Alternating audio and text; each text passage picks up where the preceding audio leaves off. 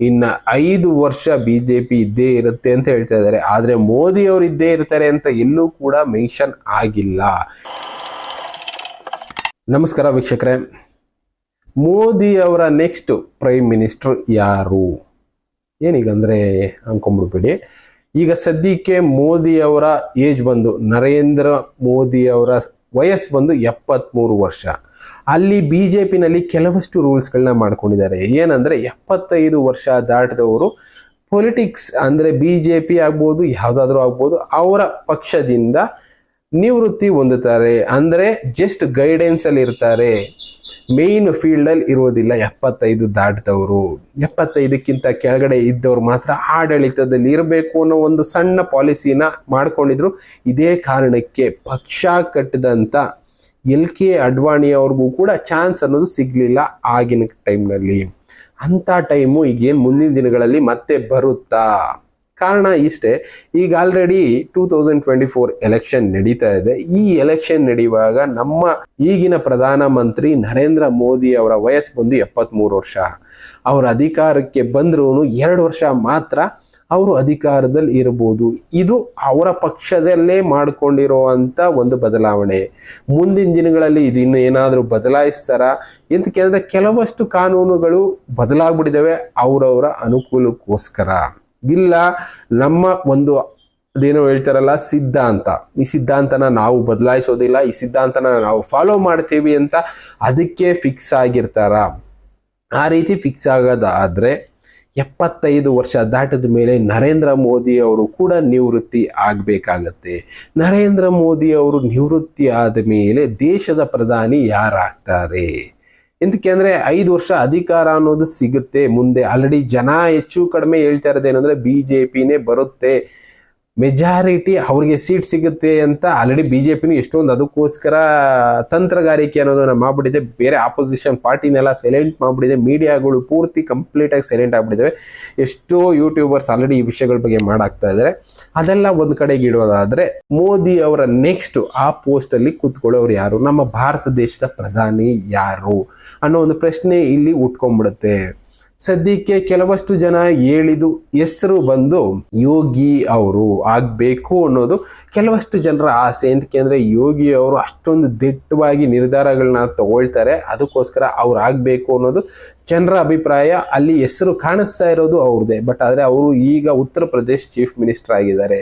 ಅವರು ಆಗೋದಕ್ಕೆ ಆಗುತ್ತೋ ಇಲ್ವೋ, ಇಲ್ಲ ಮತ್ತೆ MP ಎಲೆಕ್ಷನ್ ನಡೆಸಿ ಯಾರ್ದಾದ್ರೂ ಒಬ್ರು ಕ್ಯಾಂಡಿಡೇಟ್ನ ಇಂಟರ್ಚೇಂಜ್ ಮಾಡಿ ಅಲ್ಲಿ ಅವ್ರನ್ನ ಕೂರಿಸ್ಬೇಕಾಗತ್ತೆ. ಇಂಥ ಟೈಮ್ ಕೂಡ ಬರಬಹುದು.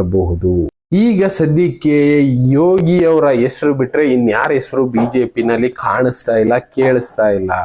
ಯೋಗಿ ಅವ್ರನ್ನ ಬಿಟ್ರೆ ಅಮಿತ್ ಶಾ ಅವ್ರು ಏನಾದ್ರೂ ಪ್ರಧಾನಿ ಆಗ್ತಾರ?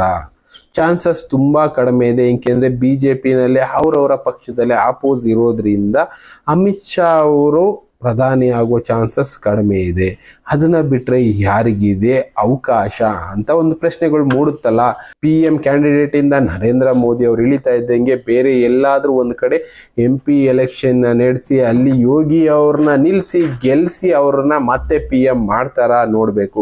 ಅದನ್ನ ಬಿಟ್ರೆ ಇನ್ನೊಬ್ಬರ ಹೆಸರು ತುಂಬಾನೇ ಸ್ಟ್ರಾಂಗ್ ಆಗಿ ಕೇಳ್ತಾ ಇದ್ದಿದ್ದು, ಸುಮಾರು ಒಂದು 5-6 ವರ್ಷದಿಂದ ಇವ್ರ ಹೆಸರು ಕೇಳ್ತಾ ಇದೆ, ಅವರೇ S ಜೈಶಂಕರ್ ಅವರು. At present foreign affair minister central ಅಲ್ಲಿ ಇರುವಂತವ್ರು, ತುಂಬಾನೇ ನಾಲೆಡ್ಜ್ ಇರುವಂತವ್ರು, ಮೀಡಿಯಾಗಳಿಗೆ ತಕ್ಕನಾಗಿ ಉತ್ತರ ಕೊಟ್ಟು ಎಲ್ಲಾನು ಬ್ಯಾಲೆನ್ಸ್ ಮಾಡುವಂತವ್ರು. PM ಕ್ಯಾಂಡಿಡೇಟ್ ಆಗೋ ಚಾನ್ಸಸ್ ಇವ್ರಿಗೂ ಇದೆ ಅನ್ನೋದು ಒಂದು ಸಮೀಕ್ಷೆ ಹೇಳುತ್ತೆ. ಇನ್ನೊಂದು, ಕೆಲವಷ್ಟು ಜನ ಈಗ ಇದಕ್ಕಿದ್ದಾಗೆ ಇನ್ನೊಬ್ರು ಹೆಸರು ಸ್ವಲ್ಪ ಹೈಲೈಟ್ ಮಾಡಿ ತಗೊಳ್ತಾ ಇದ್ದಾರೆ. ಅವರು ಯಾರು ಅಂದ್ರೆ ತಮಿಳ್ನಾಡಿನ ಅಣ್ಣಾಮಲೈ ಅವರು. ತಮಿಳ್ನಾಡಿನ ಅಣ್ಣಾಮಲೈ ಅವರು IPS ಅಧಿಕಾರಿಯಾಗಿದ್ರು, ಕರ್ನಾಟಕದಲ್ಲೂ ಕೆಲಸ ಮಾಡಿ ಹೋಗಿದ್ದಾರೆ. ಸದ್ಯಕ್ಕೆ ಬಿಜೆಪಿ ಪಕ್ಷ ಸೇರಿದರೆ. ಪೊಲಿಟಿಕಲ್ ಪಾರ್ಟಿನಲ್ಲಿ ಒಳ್ಳೆ ಹೆಸರಿದೆ.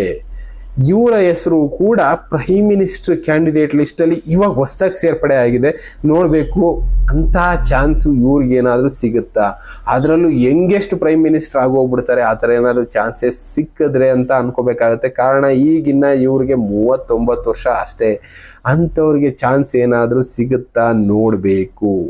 ಅದನ್ನ ಬಿಟ್ರೆ ಬಿಜೆಪಿನಲ್ಲಿ ಇನ್ಯಾರು ಕ್ಯಾಂಡಿಡೇಟ್ಗಳು ಅಂಥವರು ಕಾಣಿಸ್ತಾ ಇಲ್ಲ. ಅಲ್ಲೂ ವೀಕ್ ಆಗೋ ಚಾನ್ಸಸ್ಸು ಇರುತ್ತೆ. ಇದನ್ನು ಜನ ಯೋಚನೆ ಮಾಡ್ತಾ ಇದ್ದಾರೆ. ಈಗ ಬಿಜೆಪಿ ಪಾಲಿಸಿಗಳ ಪ್ರಕಾರ, ಸಿದ್ಧಾಂತಗಳ ಪ್ರಕಾರ ಮೋದಿ ಅವ್ರನ್ನ ಬಿಟ್ರೆ ನೆಕ್ಸ್ಟ್ PM ಕ್ಯಾಂಡಿಡೇಟ್ ಯಾರು ಅನ್ನೋ ಪ್ರಶ್ನೆ ಬಿಜೆಪಿನಲ್ಲಿ ಕೂಡ ಮೂಡುತ್ತೆ. ಸದ್ಯಕ್ಕೆ ಆಪ್ಷನ್ ಇರೋದು ಯೋಗಿ ಅವರು, ಜೈಶಂಕರ್ ಅವರು, ಇನ್ನ ಅಣ್ಣಾಮಲೈ ಅವರು ಈಗ ರೀಸೆಂಟ್ ಆಗಿ ಹೆಸರು ಓಡಾಡ್ತಾ ಇದೆ, ಬಟ್ ಇನ್ನ ಆ ಲೆವೆಲ್ಗೆ ಹೋಗಿಲ್ಲ. ಆ ಲೆವೆಲ್ಗೆ ಬಿಜೆಪಿನಲ್ಲೂ ಬಿಜೆಪಿ ಸಪೋರ್ಟು ಅಷ್ಟೊಂದು ಇಲ್ಲ ಅಂತ ಅನ್ಸುತ್ತೆ.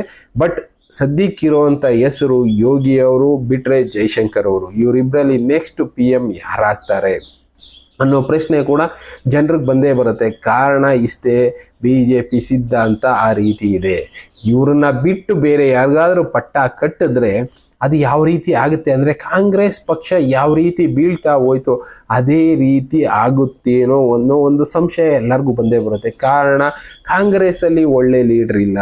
ಇನ್ನು ಬೇರೆ ಬೇರೆ ಯಾವುದೇ ಪಾರ್ಟಿ, ನ್ಯಾಷನಲ್ ಪಾರ್ಟಿ ತೊಗೊಂಡ್ರು ಒಳ್ಳೆ ಲೀಡರ್ಗಳಿಲ್ಲ ಅನ್ನೋ ಕಾರಣಕ್ಕೆ ಜನ ಬಿಜೆಪಿನೇ ಗುರುತಿಸ್ತಾ ಇದ್ದಾರೆ, ಬಿಜೆಪಿನ ಗೆಲ್ಲಿಸ್ತಾ ಇದ್ದಾರೆ. ಆದರೆ ಬಿಜೆಪಿನೂ ಮೋದಿಯವರು ಇಲ್ಲದೆ ಇದ್ದ ಪಕ್ಷದಲ್ಲಿ ವೀಕ್ ಆಗುತ್ತೇನೋ. ಕಾರಣ ಬಿಜೆಪಿ ಗೆಲ್ತಾ ಇರೋದೇ ಮೋದಿ ಅನ್ನೋ ಒಂದು ನೇಮಿಂದ.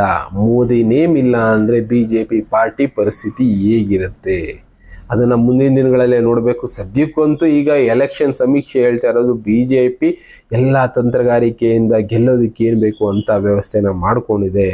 ಇನ್ನು 5 ವರ್ಷ ಬಿಜೆಪಿ ಇದ್ದೇ ಇರುತ್ತೆ ಅಂತ ಹೇಳ್ತಾ ಇದ್ದಾರೆ. ಆದರೆ ಮೋದಿ ಅವರು ಇದ್ದೇ ಇರ್ತಾರೆ ಅಂತ ಎಲ್ಲೂ ಕೂಡ ಮೆನ್ಷನ್ ಆಗಿಲ್ಲ. ಕಾರಣ ಅವರ ಪಕ್ಷದ ಸಿದ್ಧಾಂತ. ಆ ಥರ ಏನಾದರೂ ಸಿದ್ಧಾಂತಗಳು ಬದಲಾಯಿಸುತ್ತಾರೋ ಹೇಳೋದಕ್ಕಾಗೋದಿಲ್ಲ. ಅವರವರ ಅನುಕೂಲಕ್ಕೆ ಕೆಲವಷ್ಟು ಸಿದ್ಧಾಂತಗಳು ಬದಲಾಗ್ತಾ ಇರ್ತವೆ.